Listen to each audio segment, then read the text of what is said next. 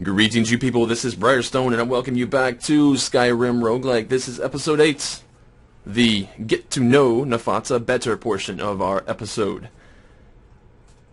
Now, I asked for backstory, and you guys delivered. Down in the comment section of the last couple of videos, you guys had given me some things to think on.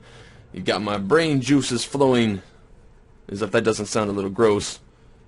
And then some of you actually even sent me PMs in YouTube there to sort of go past the whole, was it 400 character limit that I think is involved in the comment section.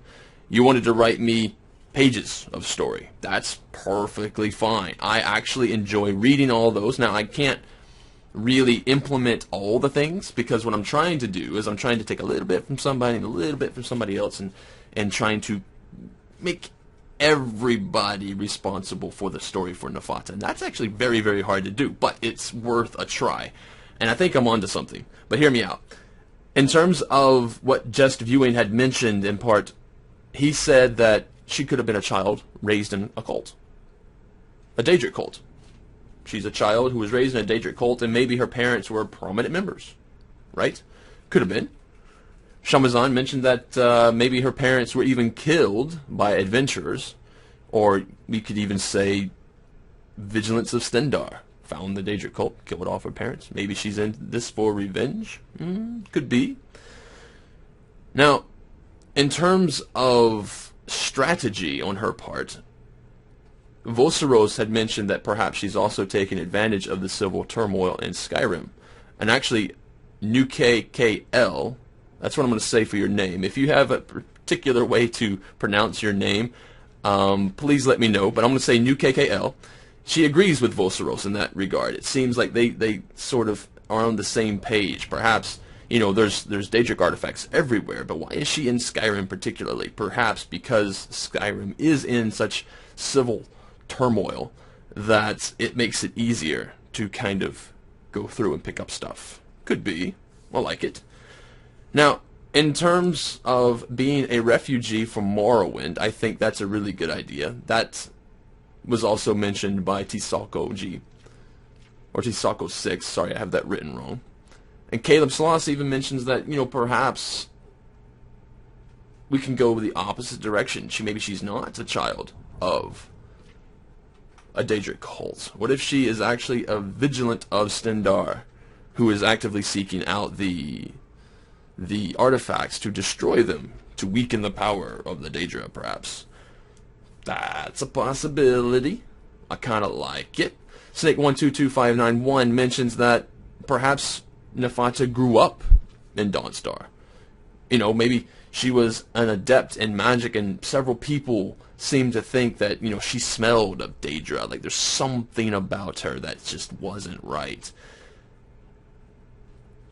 And this sort of like fueled her ambition because she's an outcast, right? And then now she's looking for Daedric artifacts to kind of bring her up to her full power. It could be. There's several different things to look into. Now, given all this information, mind you, I have to try to craft some sort of story that everybody's going to be interested in. And one of the things that I came up with, and this is sort of what I'm settling on. You guys let me know. I think it sounds pretty legit, and it's a bit epic in a little bit of a scale, you know, just kind of pushing the epic bar over just a bit. I was thinking of kind of keeping it sort of like an orphan child. I like that. I actually like that for this character. But not orphaned in the way you might think. I'll let you know what I mean. Perhaps she was an orphan child, and she doesn't exactly know where she comes from, right? She has a sort of amnesia thing. It's like, oh my god, not the amnesia thing. But yeah, just bear with me for a second. Her mother, quote-unquote mother, was a prominent member in the cult in Morrowind, a Daedric cult in Morrowind. Not Nephatah herself, but her mother was. You know, basically the woman who found this child in the shadows somewhere. Picked it up, felt like there was something about it that she just had to bring with her. There was some sort of feeling she got when she was around Nephatah, so she actually took the child under her wing, as it were, and raised her in the cult, right? Nephatah felt very, very at home in this cult too. That's the thing. She felt really, really good. She had, there's this sort of innate feeling of goodness sometimes that you can get, that you just know things are right. Anyway, Nephatah had that.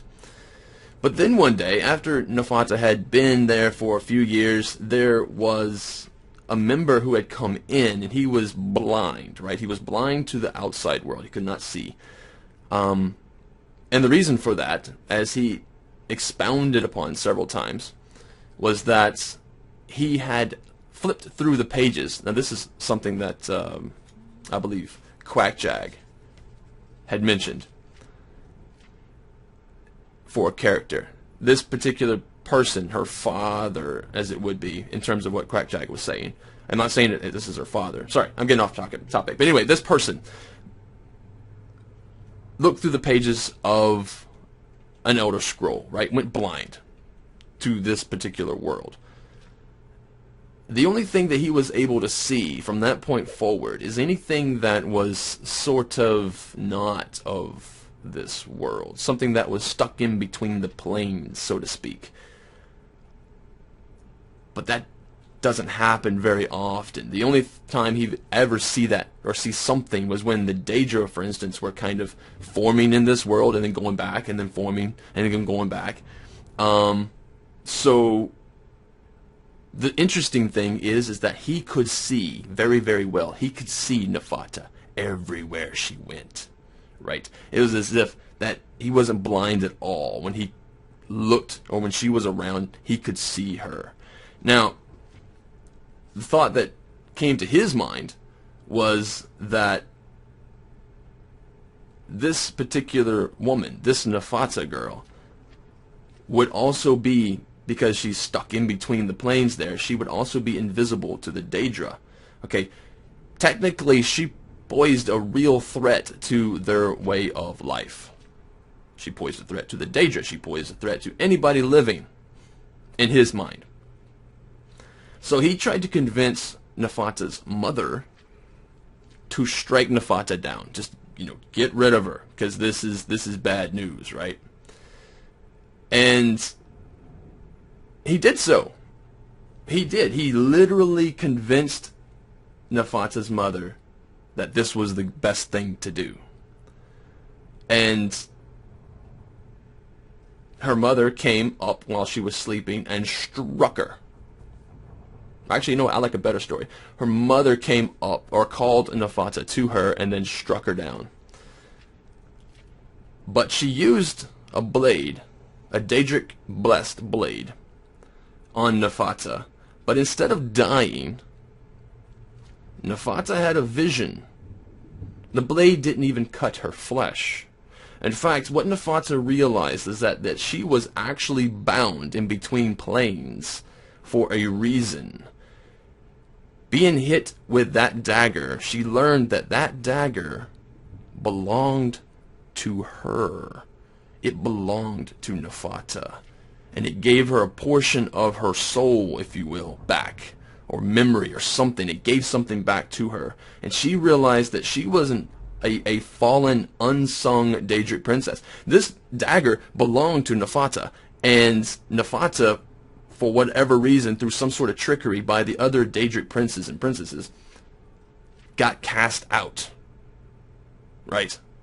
Some sort of joke, some sort of play, something. Maybe even Nephatah was just unfun to be around because maybe she cared too much for mortals or something like that, or maybe she was actually gathering too much power, and the other Daedric princes thought, what, this is not something we want, so we're going to get rid of her, cast her out, boom, done.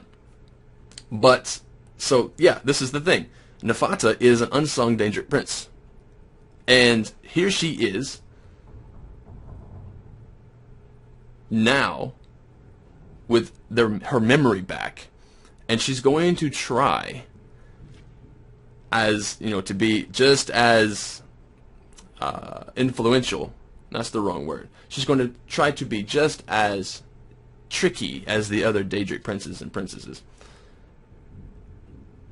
And she's going to try to gather pieces of their power. She's going to try to get other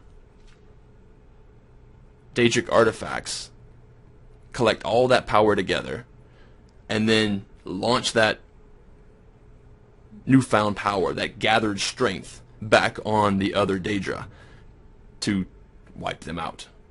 Or to banish them for a little bit. Maybe that's the ultimate trickery. She wants to give them what they did to her. Sound good? If you think so, please leave a comment down in the comment section below, and let me know if this is something that you like in terms of who Nephatah is. I kind of like it, and perhaps I should write the story down, because I felt like when I was telling it just now that I kind of got a little vague there, maybe not so good. But then again, I'm just, right off the top of my head, I'm trying to do this. So if you understand what I'm trying to say, put yes or something down in the comment section below. Also, if you like what I'm trying to say, put yes, and give me a reason whether or not you think this is going to be a good story for Nephatah. Is this going to be something that you can sort of get behind? Is Nephatah going to be a character that you would come to appreciate and want to see in the following chapters? Let me know, guys. For now, I have to go. If you like this video, please leave a like and subscribe to the channel for more content such as this, and we'll see you again later. This is Briarstone signing out.